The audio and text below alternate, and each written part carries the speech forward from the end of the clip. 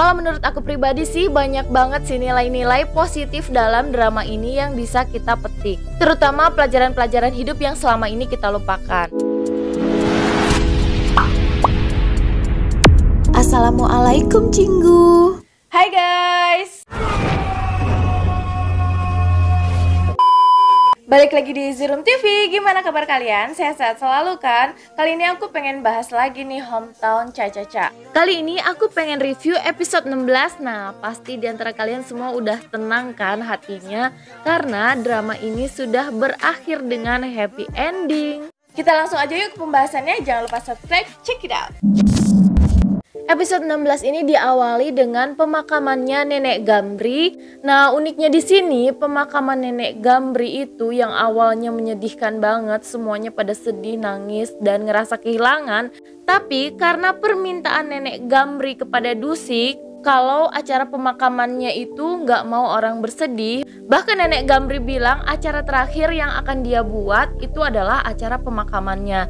Jadi Nenek Gambri tidak ingin semua orang bersedih, tetapi ingin semuanya bisa berkumpul dan bergembira pada saat pemakamannya. Dan akhirnya itu benar-benar terwujud. Sebelumnya Dusik mengira kalau Nenek Gambri ini tidak menganggapnya keluarga karena Nenek Gambri tidak pernah mau menerima uang pemberian dari Dusik. Tapi ternyata Nenek Gambri itu sudah menganggap Dusik sebagai anaknya sendiri, bahkan cucunya sendiri. Hal itu diungkapkan melalui surat yang diselipkan di makanan yang ditemukan oleh Hejin. Mendengar hal itu semua, Dusik sedih sekaligus berbahagia. Bahkan dia spontan saat itu langsung menangis terseduh-seduh di pelukan Hejin.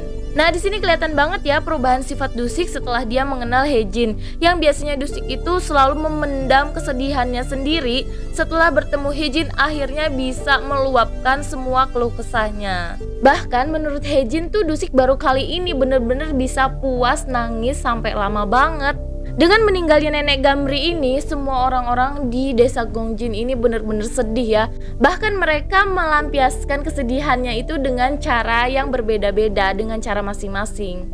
Awalnya aku kira mereka akan baik-baik saja setelah sedih-sedih di pemakaman dan bahkan setelahnya mereka bisa tertawa-tawa. Tetapi ternyata nggak juga. Bahkan ketika pemakaman Nenek Gambri, anak dari Nenek Gambri ini sedikit curhat nih sama Dusik. Dia melampiaskan semua perasaannya kepada Dusik dan dia merasa menyesal kalau selama ini kurang memperdulikan ibunya. Dia menganggap dia masih punya banyak waktu untuk bertemu dengan ibunya, makanya dia selalu menunda-nunda untuk pulang ke desa Gongjin. Tapi ternyata dia baru tersadar kalau waktunya dia itu sudah habis. Ini sedikit pelajaran hidup juga sih buat kita. Terkadang kan kita suka lupa buat nemuin orang tua kita atau lebih peka lah kepada orang tua. Tapi pas udah nggak ada pasti nyesel kan. Jadi anak dari Nenek Gambri ini menangis terseduh-seduh di depan Dusik. Setelah hari berganti mereka merasakan kesedihan selama berhari-hari. 1 bulan pun udah berlalu dan kehidupan udah kelihatan mulai normal nih. Dan akhirnya pengeditan acara Belalang Desa yang dibuat oleh sutradara Ji sudah selesai diedit. Akhirnya perilisan pun akan segera dimulai. Di sini penulis Wang mengungkapkan kenapa alasan dia ingin berhenti bekerja sama dengan sutradara Ji. Karena setiap sutradara Ji bersikap baik kepada dia merasa ada harapan untuk perasaannya. Sepertinya perkataan ini merupakan tamparan keras ya buat sutradara Ji. Dari sini dia langsung galau dan dia menuju Gongjin untuk bertemu dengan Dusik. Istilahnya ya biasalah, mereka kan suka curhat-curhatan gitu ya sekarang. Jadi sepertinya sutradara Ji mulai menyadari nih perasaannya kepada penulis Wang. Scene berganti ke Gongjin dan disitu terlihat Hejin sedang bersiap-siap untuk menuju Seoul untuk menjadi narasumber untuk seminar kedokteran. Ternyata di sini Hejin menolak untuk menjadi dosen klinis di Seoul. Jadi Hejin hanya pergi ke Seoul 3 hari. Nah, yang lucunya di sini mereka itu kayak yang mau berpisah secara bertahun-tahun gitu. Padahal kan cuma 3 hari aja. Kemudian terlihat Pyo Mison yang sedang berduaan dengan Eunchol. Nah, di situ Pyo Mison membeli lotre lagi nih dan dia ingin mengecek apakah nomornya jadi pemenang atau tidak. Kemudian Mison meminta tolong kepada Eunchol untuk memeriksa nomor apa yang keluar hari ini.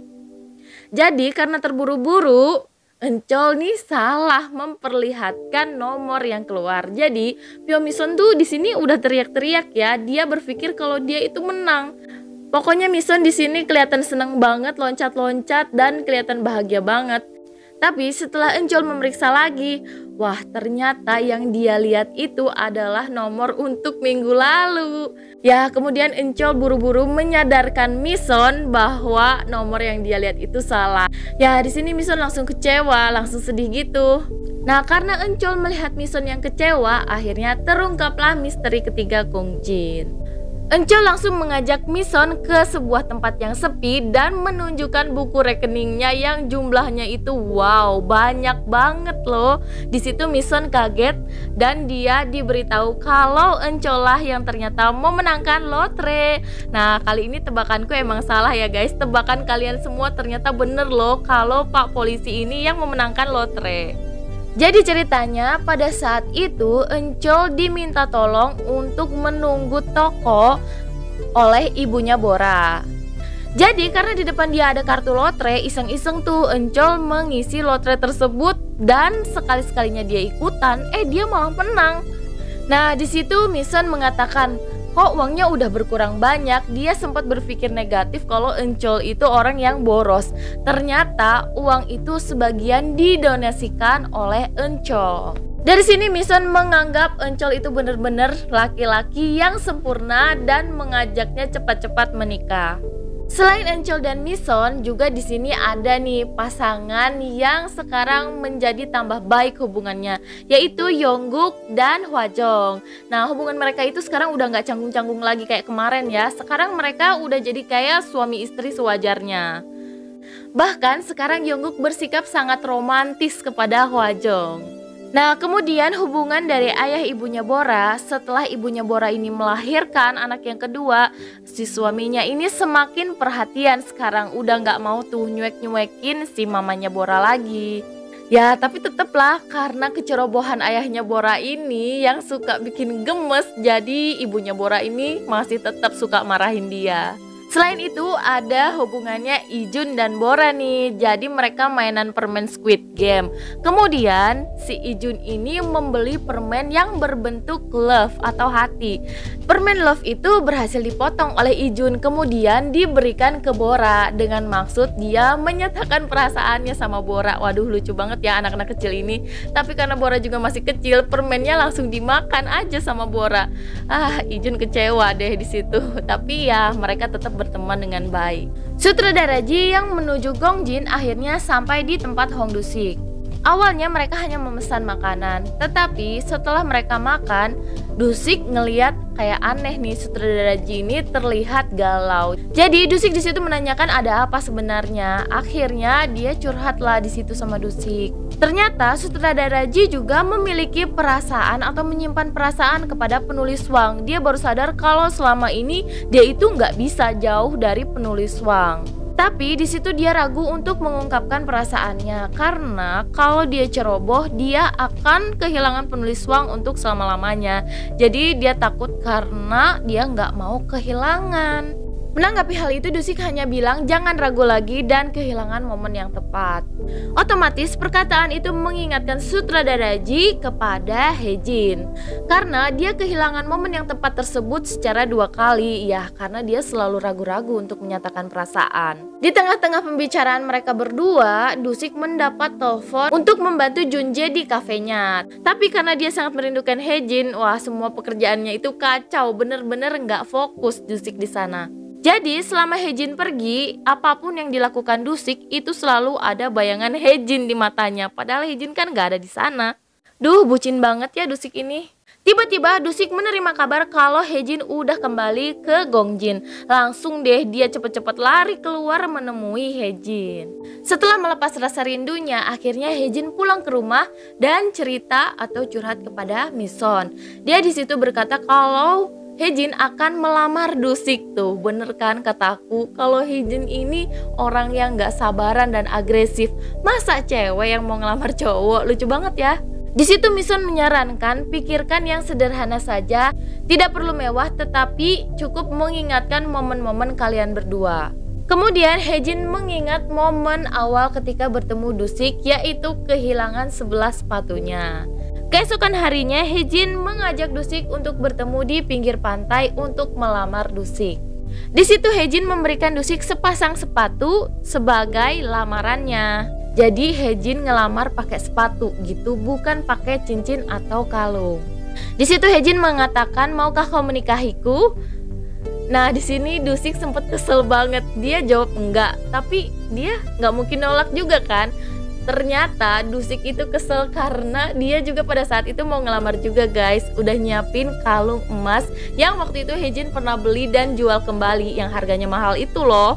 Jadi kalian harus nonton deh bener-bener episode terakhir ini. Momennya itu lucu banget di saat Dusik ingin melamar tapi udah keduluan ceweknya. Wah, gimana tuh ya. Dan yang lebih lucunya juga, Hejin memaksa Dusik untuk meneruskan saja. Anggap saja ini lari estafet. Jadi Hejin memberikan tongkatnya kepada Dusik, kemudian Dusik lari lagi ke finish. Akhirnya mau nggak mau mereka mengulanginya lagi dan Dusik melamar Hejin. Jadi setelah acara lamaran tersebut, mereka gerak cepet nih. Dengan sifat agresifnya Hejin, dia udah menyusun rencana-rencana apa saja yang akan dia lakukan setelah mereka menikah. Dan setelah itu Hejin menginap di rumah Dusik. Nah, Dusik ini udah langsung aja nih ngomongin masalah anak. Katanya Dusik pengen punya 2 anak saja cukup.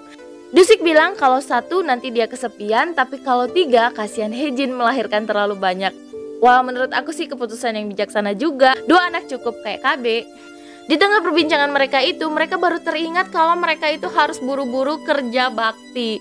Nah, mereka telat nih kerja baktinya. Semua orang-orang di Gongjin itu udah melaksanakan kerja bakti. Ketika mereka keluar dari rumah, kepergok nih sama semua warga Gongjin yang sedang bekerja bakti bersama. Disitulah mereka mengumumkan kalau mereka berdua akan menikah. Dan keputusan itu disambut dengan gembira oleh warga Gongjin.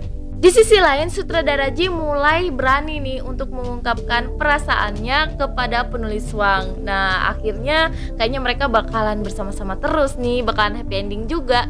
Dan akhirnya penulis Wang juga senyum-senyum sendiri karena terlalu senang.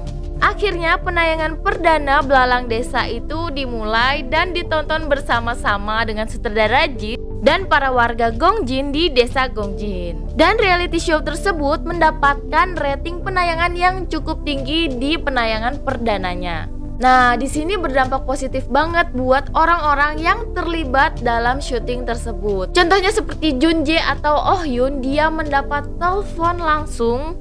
Dia diminta untuk mengisi acara JKBC Sugar People. Nah, ini adalah awal yang baik untuk karirnya Oh Yoon dalam bermusik. Jadi dia di situ diundang sebagai legend musik. Episode terakhir ini ditutup dengan Hejin dan Dusik yang akan melangsungkan foto pernikahan yang dilakukan di desa Gongjin. Awalnya mereka hanya ingin berfoto berdua saja secara diam-diam, karena kan sesuai saran dari Mison untuk melakukan sederhana saja yang bisa mengingatkan momen kalian berdua. Tapi sayangnya baru aja Dusik sama Hejin keluar rumah untuk memulai foto wedding mereka, aduh udah kepergok lagi nih sama si biasalah biang gosip.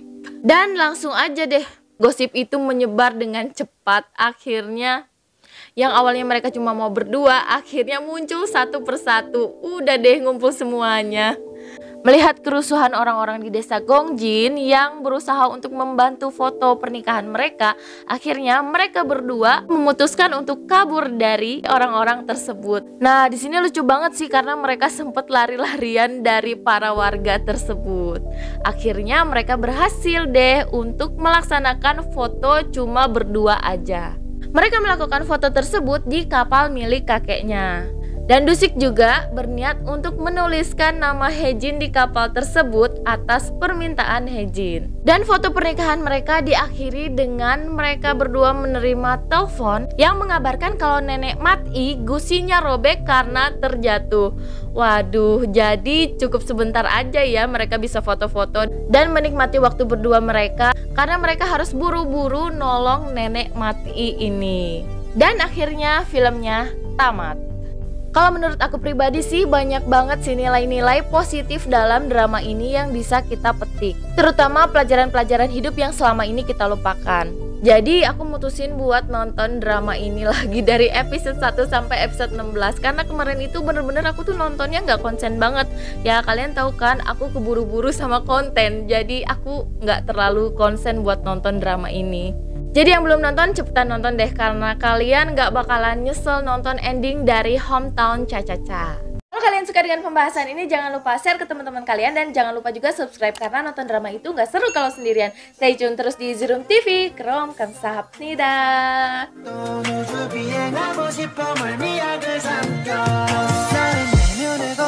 패딩 입은 애 같아 아무 패딩이랑 똑같진 안 그런 마사피